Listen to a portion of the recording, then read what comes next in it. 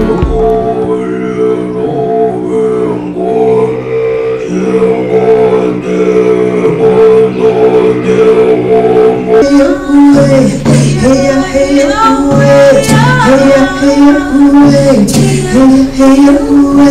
morning. My name is Shawn, Ware. When Rebecca first said she was going to bring me up to view my dream catcher that I had in her museum there, I was like, okay, cool. I'll go out there and see it. And then there was, oh yes, you're going to give a speech too. So I didn't know what to write about. So I went into, or talk about, so I went into finding one of my poems. And this poem I wrote came from a lot of different tribes that have end of the world stories. It's not the end of the world, but it's the end of this time and the beginning for a new time. You know, we're in a lot of circles. And I'm going to read this poem, and then I'm going to kind of explain a little bit about it, and then I'm going to go on into some other stuff. So if you don't mind, I'll go ahead and read it. As false space plays a twisted melody, spider silently continues spinning her never-ending web. The smooth, beautiful cedar tunes caress gently across Mother Earth. Elk people dancing, buffalo wallowing, comforting beaver's busy routine. Peacefully he gnaws, slowly, very slowly. Old lady, black dog too, down in the earth so deep, hears the life-giving music as she offers white buffalo woman a taste of her sweet berry soup. Arrow boy, high on the mountain, listens as it flows for his people, bringing upon its song a melody of harmony. So relaxing, coyote was put fast asleep. So beautiful the gift, all the winged floated upon its stream of comfort. Sisters of the great dipper, brother stars too cherished the gift. Carried upon raven's wings, sharing the tune with all the heavens. More than light reflects her sacred dance, sacred colors, along the peaceful path home. Dance with the winged, the four-legged, all water creatures too. The sky above, the ground below, in between, in every direction. Warriors of the rainbow, listen to the music of the cedar flute, which is played for only one reason, love, love of life. Now I'll kind of break that down a little bit so you understand where it's coming from. You know, the cedar, the flute is made out of cedar, which is very sacred to begin with, cedar. And I went and talking about beaver. Beaver is a story that was told that whenever he finishes this great big tree, I mean, if some of you have been to the redwoods and seen how big they are, they say that when beaver finishes gnawing that tree down, that's when the end's going to begin, I guess. The old lady that's down in the cave, she's sitting there working on quill work. And when she gets up to stir her soup, the dog runs over there and undoes her quill work. But the story goes, if she ever finishes her quill work, that will be the end. Arrow boy, he's always looking after his people. He's always busy, busy, busy. And if you notice in the poem, the cedar flute is slowing everybody down, everything down. Everything is getting relaxed, slow down. Our prophets, our spiritual people have also given us a chance to slow down. They give us the signs that they spoke of hundreds of years ago, what would take place when the end is getting near, the time for the change. And some of those things are, they would talk about the trees that are going to die from the mountain, you know, from the tops down. And where I live on the Wind River Reservation, right now, over 50% of the forest has died because of beetles. And what it's going to take is, I spoke with some of the forestry people, and they said it's going to take over 10 days of 30 below weather to stop that. Also, they're on the Wind River Reservation at the headwaters of many of the rivers, to the Mississippi, to the Colorado. We're at the Continental Divide up there. I would go out on horseback, we could drink out of the streams. You know, many of the streams drink straight out of them. Nowadays, you got to take purification things and drink. There's still some up there that you can drink directly out of, which is a good thing. But our spiritual leaders have also told us that when this change is going to be taking place, some of the animals are going to start disappearing. Some of the animals are going to get sick like we are, you know. But the sicknesses that are in the fish right now, you know, there's the lean, and that's a native species there, and it's becoming sick. The trout has a swirling disease, not only there, but all through the country. And now these animals are getting sick like we are. And the natives, you know, we're supposed to be the caretakers of the world. Not only here, but everywhere. A little bit back to this poem here. You know, they say when the end gets near, there's going to be warriors from the rainbow. So if they listen to that music, they say that they're going to come down and they're going to take all the bad people and do away with them. And all the good people are going to be taken care of, and they're going to be the ones to advance on into this new world, this new beginning. So the cedar fruit I put in there because I thought that if they would listen to the music and remember the music is for love from the cedar fruit. And if they would just remember the cedar fruit's being played for the love of light. And I know that everyone in this world loves their life, you know. And so I said, don't just take the good and do good and let them go on. But you know, maybe we can help change the bad. And that's why I included the Rainbow Warriors. The Rainbow Warriors are to be not warriors as we know them with spears and everything. They're going to be our children. They're going to be children. They're going to be the ones to take care of this earth.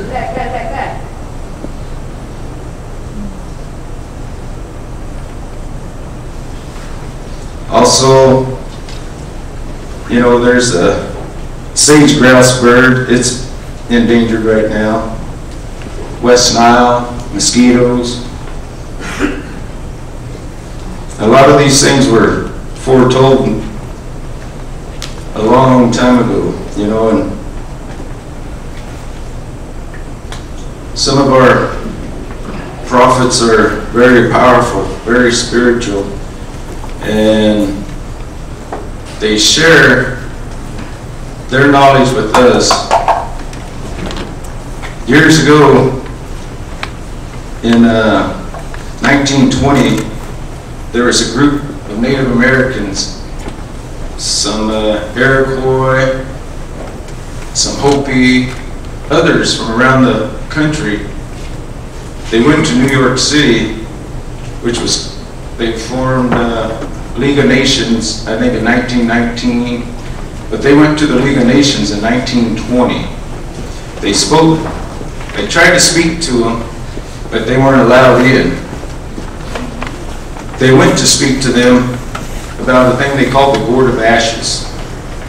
The Gourd of Ashes wasn't known about until 1945 when they dropped the bomb on Hiroshima and Nagasaki. They wanted to inform the League of Nations about the damage that it would cause. They wanted to inform them about the radiation, the sicknesses, and all the souls that would be lost because of that. Now, that was supposed to be top secret. No one was supposed to know about it. But our prophets and our elders and our spiritual people from across the country got together and went to speak to them. They wouldn't let them speak.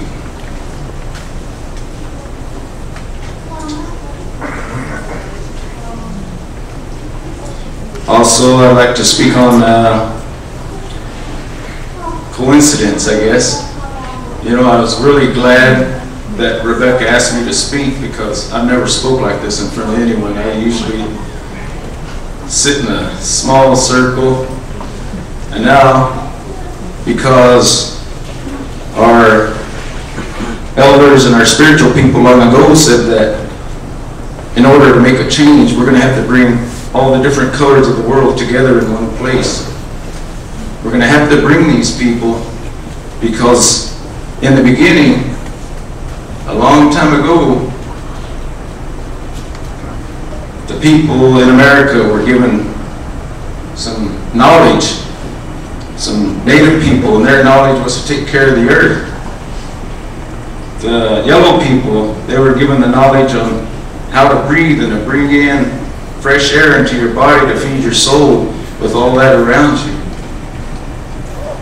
The black people in Africa, they were given the knowledge of water because water is the most humble. Water doesn't care about how you use it, what you use it, but it is the most humble. The white man was given the knowledge of fire. If it wasn't for fire, none of us would be here. Because you find fire in the automobile and the trains and the planes. They have taken this knowledge of the fire and really used it in a way that if it's not for that, these circles that we're going to have in the future, we wouldn't be able to get together. We'd all have to walk or boat.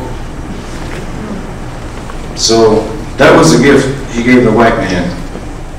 Some other things I like to talk about is the Tibetans. The Tibetans are on the other side of the world. The Hopis have many strong, many powerful prophets. The Hopi reservation is here. Straight across is where the Tibetans live. The word for sun in Hopi is the word for moon in Tibetan.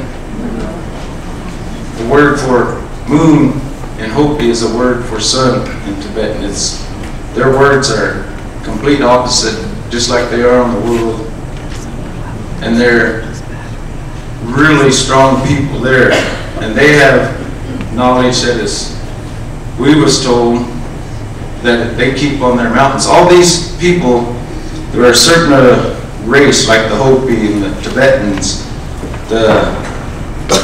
the Wheatjaws, and I'm sorry, I can't remember the name of the tribe in Africa, but they were all given knowledge, different knowledge, and they are all stored on mountains where they live. This knowledge is stored, carved in stones, and our prophets say that one day we'll be in a circle and we're going to have to share that knowledge with one another. I spoke of that earlier. We're going to have to share this knowledge with one another.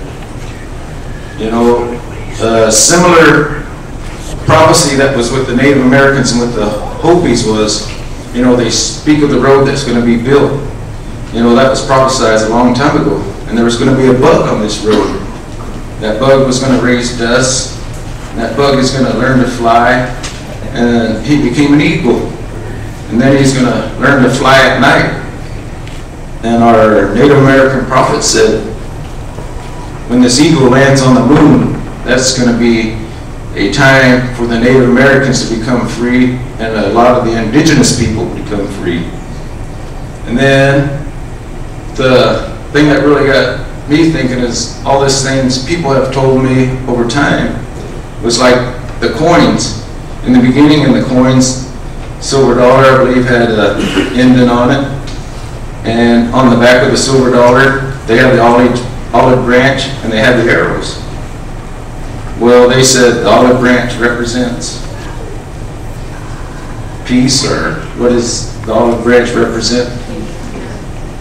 Peace, and the arrows represented 13 states or colonies or whatever. Well, in the indigenous world, the arrows represent Native Americans. The United States got them. The olive branch to the Native Americans represent the black people. They got them. Well, when the men first landed on the moon, the first thing they said was, "The eagle has landed."